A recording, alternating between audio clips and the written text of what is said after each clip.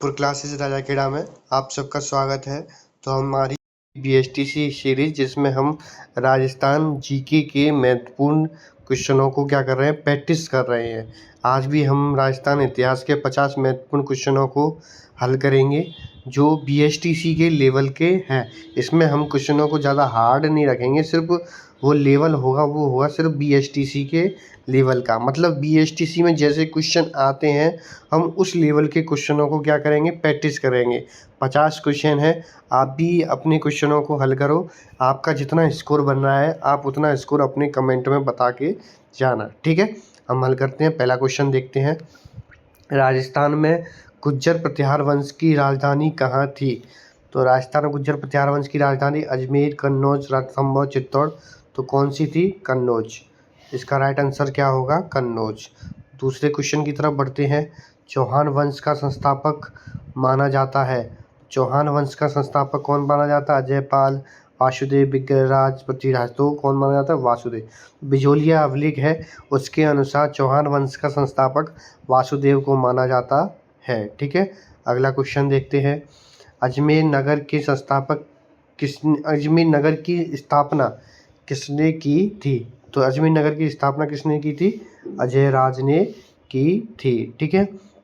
अगले क्वेश्चन की तरफ बढ़ते हैं कि 2.5 दिन का झोपड़ा किस शासक के समय बनवाया गया था? तो 2.5 दिन का झोपड़ा किसके समय बनवाया गया था? कुतुबुद्दीन ऐबक के समय बनवाया गया था। अगला क्वेश्चन देखते हैं। तराइन का प्रथम युद्ध कब हुआ था? तराइन के 2 युद्ध होते हैं। पहला युद्ध 1191 में, दूसरा 1192 में। तो पहला कब होता है? 1191 में, ठीक है। दूसरा चलते हैं, कोई अगला क्वेश्चन देखते हैं। तराइन के प्रथम युद्ध में पृथ्वीराज चौहान ने किसको हराया था? तो दोनों युद्ध तराइन के पृथ्वीराज चौहान और मोहम्मद गौरी के बीच में होता है। पहले युद्ध में मोहम्मद गौरी हार जाता है और दूसरे युद्ध में पृथ्वीराज चौहान हार जाता है। तो पहले युद्ध में पृथ्वीराज चौहान ने किसको हराया? मोहम्मद गौरी को हराया, ठीक है। तराइन के द्वितीय युद्ध में पृथ्वीराज चौहान किससे पराजित हुआ? तो मोहम्मद गौरी से पराजित हुआ। अभी मैंने बताया था ये बात, ठीक है। अगला क्वेश्चन चलते हैं। रणथंभौर दुर्ग पर अलाउद्दीन खिलजी ने कब अधिकार कर लिया था? तो राजस्थान में अलाउद्दीन खिलजी का पहला आक्रमण रणथंभौर दुर्ग पर ही होता है और वो आक्रमण कब होता है? 1301 ईस्वी में होता है। और इसी समय पर राजस्थान का पहला शाखा होता है। शाखा में क्या होता है? केसरिया भी होता है और जौहर भी होता है। यहाँ राणा हमीर क्या करता है? अपना जो केसरिया करता है, ठीक है। आगे चलते हैं। राणा सांगा का वास्तविक नाम क्या था? तो राणा संग्राम सिंह। क्या था? राणा संग्राम सिंह। आगे चलते हैं। खानवा का युद्ध किसके बीच में हुआ था? सिंपल सी बात है, खानवा का युद्ध बाबर और राणा सांगा के बीच में हुआ था। इस युद्ध में तोपें भी चली थी, तोपें। खानवा का युद्ध कब हुआ था? खानवा का युद्ध हुआ था 1527 ईस्वी में। कब हुआ था? 1527 ईस्वी में। मेवाड़ का स्वर्ण युग किस शासन के काल को कहा जाता है? तो स्वर्ण काल किसको कहा जाता है? मेवाड़ का राणा कुंभा के काल को कहा जाता है, ठीक है। आगे चलते हैं। कुंभलगढ़ दुर्ग का निर्माण किसने करवाया था? कुंभलगढ़ दुर्ग का निर्माण करवाया था राणा कुंभा ने, ठीक है। आगे चलते हैं। विजय स्तंभ कहाँ पर बना हुआ है?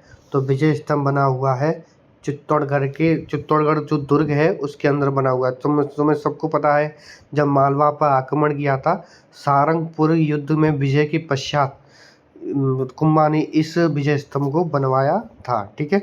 आगे चलते हैं। विजय स्तंभ का निर्माण किस विजय की स्मृति में बनवाया था? अभी मैंने बताया था मालवा विजय की स्मृति में बनवाया गया था। कौन सा युद्ध था? सारंगपुर का युद्ध। कौन सा युद्ध? सारंगपुर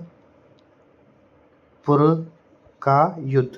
सारंगपुर युद्ध के विजय के पश्चात बनाया गया था। राजस्थान में विजय स्तंभ कितने? 5 विजय स्तंभ में, याद रखना, ठीक है। महाराणा प्रताप का जन्म कहाँ हुआ था? तो महाराणा प्रताप का जन्म हुआ था कुंभलगढ़ में। कहाँ हुआ था? कुंभलगढ़ में हुआ था, ठीक है।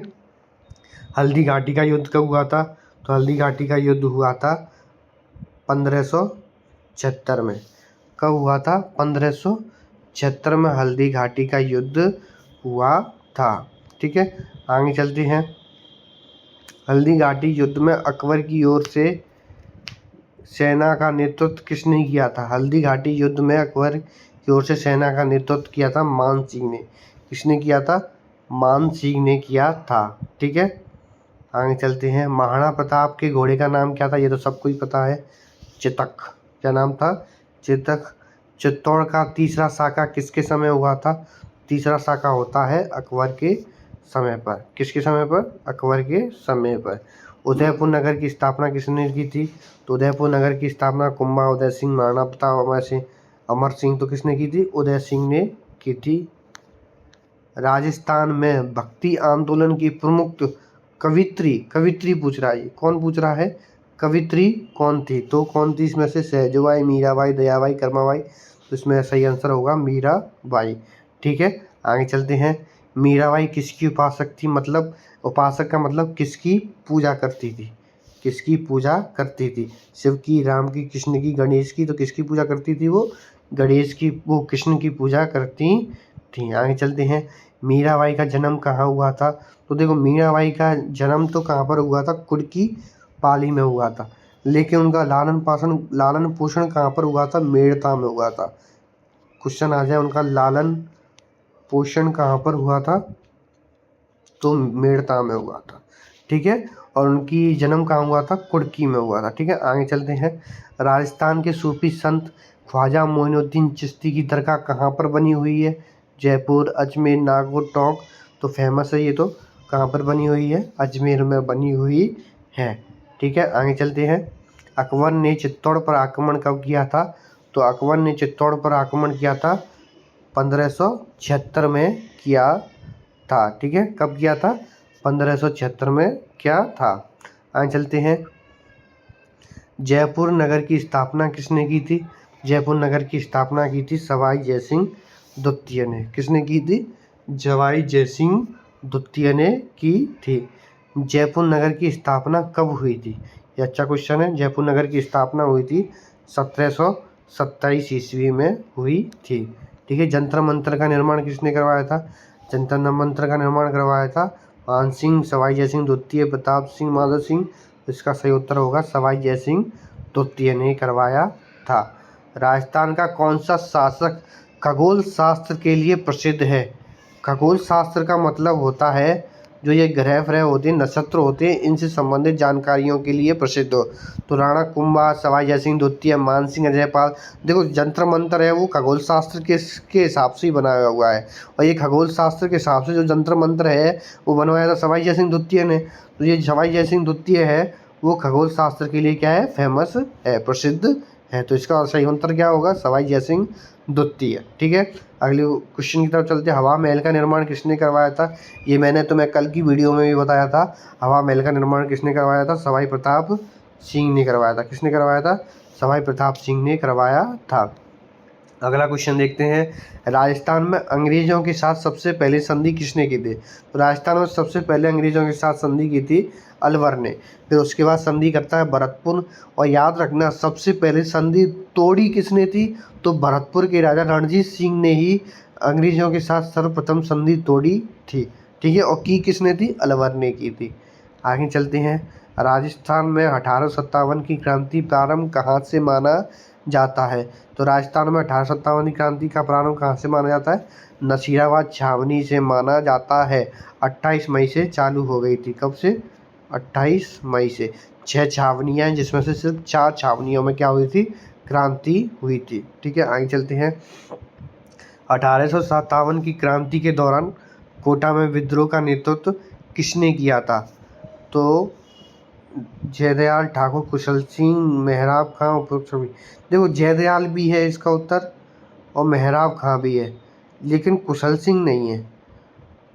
तो इस क्वेश्चन को हम वैसे लेते हैं, बोनस के रूप में लेते हैं। ठीक है, इसमें 1857 की क्रांति में जो कोटा है, कोटा, उसमें विद्रोह का नेतृत्व जयदयाल ने भी किया था और मेहराब खां ने भी किया था। ठीक है, आगे चलते हैं। राजस्थान केसरी के नाम से कौन प्रसिद्ध थे? राजस्थान केसरी के नाम से प्रसिद्ध थे अपने विजय सिंह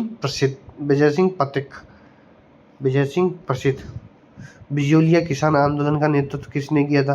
तो बिजोलिया किसान आंदोलन का नेतृत्व विजय सिंह पथिक ने किया था। ठीक है। दूसरे चरण में इन्होंने नेतृत्व किया था। किसने, कौन से चरण में, दूसरे चरण में।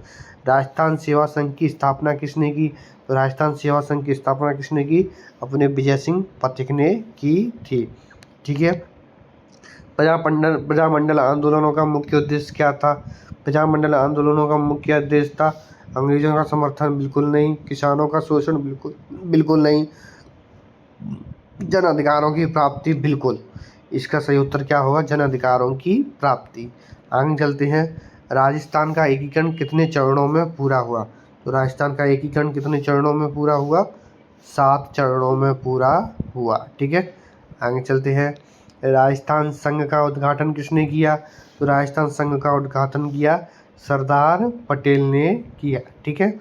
राजस्थान का प्रथम चरण किस राज्य में विलय के रूप में हुआ, तो इसमें से कौन कौन से हैं जिसमें प्रथम चरण में विलय हुए थे, तो इसमें से अलवर और भरतपुर है, वो प्रथम चरण में क्या हुए थे, विलय हुए थे। ठीक है। अगला क्वेश्चन देखते हैं। मत्स्य संघ में कौन कौन से राज्य शामिल थे, तो मत्स्य संघ में ABCD आते हैं, A से अलवर, B से भरतपुर, C से करौली और D से धौलपुर। तो इसका ऑप्शन क्या होगा, B सही होगा। ठीक है। बृहद राजस्थान का निर्माण कब हुआ था, तो बृहद राजस्थान का निर्माण हुआ था 30 मार्च 1949 को हुआ था। ठीक है। अगले क्वेश्चन की तरफ पढ़ते हैं। राजस्थान के प्रथम मुख्यमंत्री कौन थे, तो राजस्थान के प्रथम मुख्यमंत्री थे हीरालाल शास्त्री। उसके बाद आते हैं CS वेंकटाचार्य, फिर आते हैं जयनारायण व्यास। ये तीनों मुख्यमंत्री कैसे थे, मनोनीत मुख्यमंत्री थे। उसके बाद चुनाव होते हैं, फिर आते हैं टीकाराम, फिर उसके बाद आते हैं जयनारायण व्यास। ये है निर्वाचित मुख्यमंत्री। ठीक है। राजस्थान के प्रथम राज्यपाल कौन थे, तो राजस्थान के प्रथम राज्यपाल थे गुरमुख निहाल सिंह। ठीक है। ये उस समय दिल्ली के CM थे, मुख्यमंत्री थे। ठीक है। राजस्थान में पंचायती राज व्यवस्था का शुभारंभ कब हुआ, राजस्थान में पंचायती राज व्यवस्था का शुभारंभ होता है 1959 से चालू होता है। राजस्थान में पंचायती राज व्यवस्था का उद्घाटन किसने किया था, तो जवाहरलाल नेहरू ने किया था। राजस्थान में पंचायती राज व्यवस्था का शुभारंभ कहाँ से हुआ था, तो ये हुआ था नागौर से। नागौर में एक गांव पड़ता है बगदरी गांव, वहाँ से इसका क्या हुआ था, शुभारंभ हुआ था। उसके 11 दिन बाद आंध्र प्रदेश में उद्घाटन किया था। ठीक है। राजस्थान में किस दुर्ग को गढ़ों का सिरमौर कहा जाता है, जैसलमेर, मेहरानगढ़, चित्तौड़गढ़ या कुंभलगढ़, तो गढ़ों का सिरमौर कहा जाता है चित्तौड़गढ़ दुर्ग को कहा जाता है। ठीक है। राजस्थान के इतिहास में जौहर का संबंध किससे है, तो जौहर का संबंध है युद्ध नीति, आत्म बलिदान, कर व्यवस्था, आत्म बलिदान से है। ठीक है। तो हम 50 क्वेश्चन मुश्किल से मुश्किल 10 मिनट में देख लेते हैं, बिना किसी बकवास के से पढ़ाई पर ध्यान देते हुए हम इन क्वेश्चनों को करते हैं। ठीक है। आपको ये वीडियो पसंद आई हो तो लाइक कर देना, जो भी आपके दोस्त BSTC कर रहे हैं उनको शेयर कर देना, इस चैनल को सब्सक्राइब कर देना। ठीक है। ज़्यादा से ज़्यादा इस चैनल से जुड़े, हम इस चैनल पर सिर्फ पढ़ाई पर ध्यान दिया जाता है।